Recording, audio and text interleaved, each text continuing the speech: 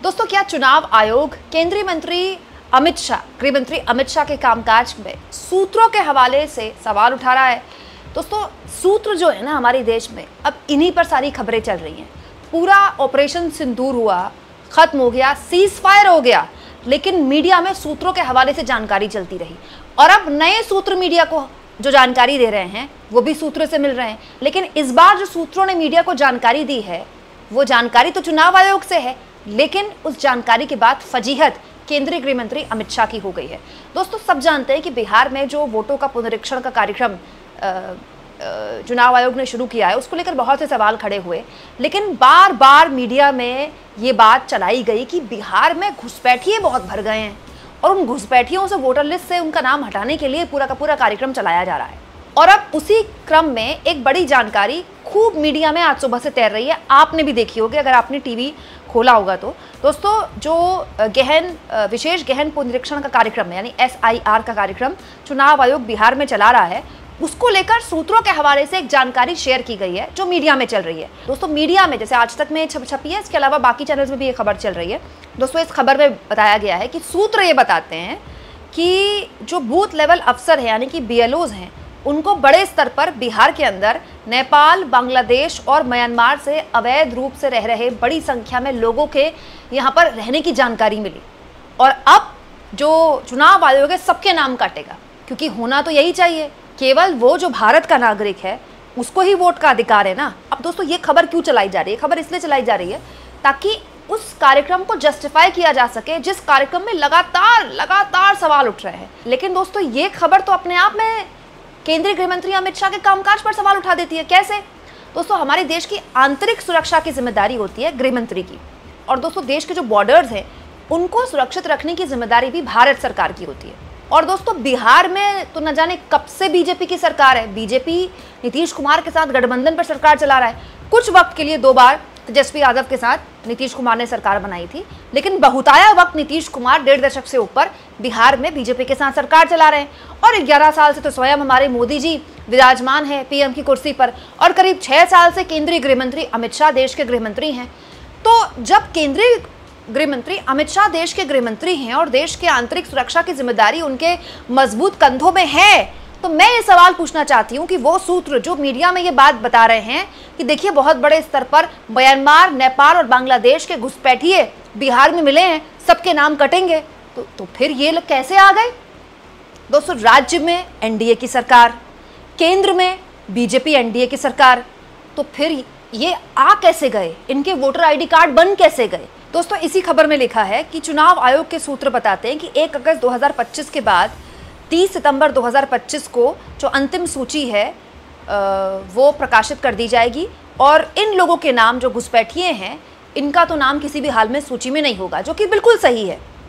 लेकिन मेरे मन में एक और सवाल उठ गया इस सूत्रों के हवाले की जानकारी सुनकर, और वो सवाल ये है कि फिर क्या ऐसे घुसपैठियों के पास वोटर ID कार्ड भी होंगे? अगर वो रह रहे हैं तो क्या उन्होंने वोटर ID कार्ड भी बना लिए? कैसे बना लिए? पहली बात तो ये घुसे कैसे भारत में? गृह मंत्री अमित शाह कर क्या रहे हैं? पिछले 6 साल से जिस कुर्सी पर वो बैठे हैं, क्या वो देश के बॉर्डर्स को सुरक्षित नहीं रख पा रहे हैं? दोस्तों, बिहार कोई पहला राज्य नहीं है जहाँ से दूसरे देशों के बॉर्डर लगते हैं। पश्चिम बंगाल से लगते हैं, असम में लगते हैं, लेकिन जो बॉर्डर की सुरक्षा होती है वो केंद्र सरकार की जिम्मेदारी होती है। उसमें BSF जैसी अलग अलग एजेंसियाँ होती हैं, अलग अलग राज्य में अलग अलग एजेंसियाँ होती हैं। वहाँ पर राज्य की पुलिस का कोई रोल नहीं होता। क्यों? क्योंकि वो देश की सुरक्षा का मामला है।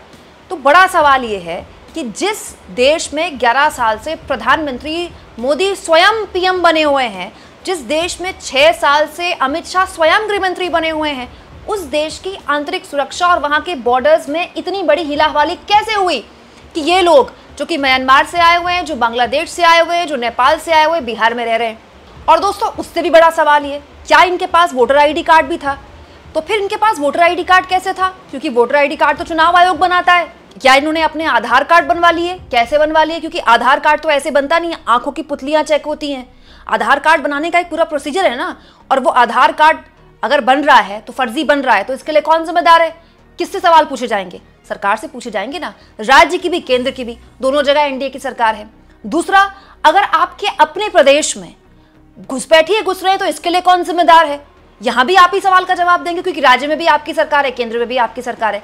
अजीब बात देखिए दोस्तों कि इस पूरी स्थिति में अगर वाकई में मैं मान कर चलती हूँ कि इन सूत्रों में सच्चाई होगी, मैं मान ही नहीं रही कि सूत्र गलत है, तो ये तो और खतरनाक है।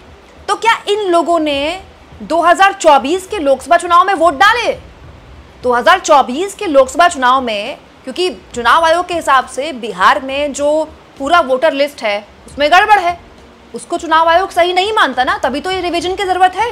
नहीं तो दोस्तों फरवरी में तो अपनी लिस्ट इशू कर चुका था चुनाव आयोग। चुनाव आयोग ने अपनी वोटर लिस्ट को कट्टम कुट्टा कर दिया, मानने से इनकार कर दिया और कहा कि हम दोबारा से SIR कराएंगे, पुनरीक्षण कार्यक्रम चलाएंगे।